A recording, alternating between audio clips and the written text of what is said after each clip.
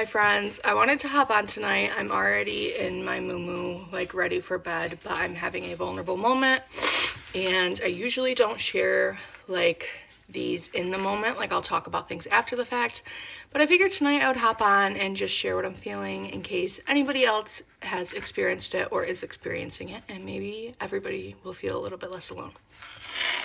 If you've been following my journey, you probably know already, but if you haven't, I have had a really awful time with my ports. I had a port over here that was emergency removed, and I'm on my second port over on this side right now. This port was removed for nerve damage. The first port over here was removed because there was never any return, because the catheter was stuck in so much scar tissue. The last experience I had, I went in for a port study and they did an emergency removal of the port and an emergency placement of another port because of the need that I have to be on a port for some of my medications that can only go through a central line. So what I'm struggling with right now is I have a port study scheduled for tomorrow morning, bright and early, and we have no idea what to expect. We could go in and they could say it's a simple fix and something like that they have to do with just the catheter, which is this scar up here, or we could go into emergency surgery again like last time.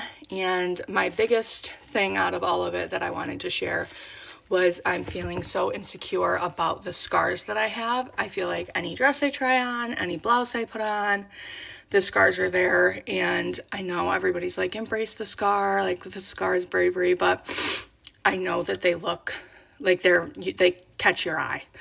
And they're on both sides, and now I'm just imagining if they take this one out, I'm going to have another scar on this side, and if they put one in, they're more likely to put it in on this side again, so I'll have another scar on this side. So I'm just spiraling about that tonight and wanted to share, like I said, in case anybody has ever gone through anything similar or struggles with their scars from their cancer journey.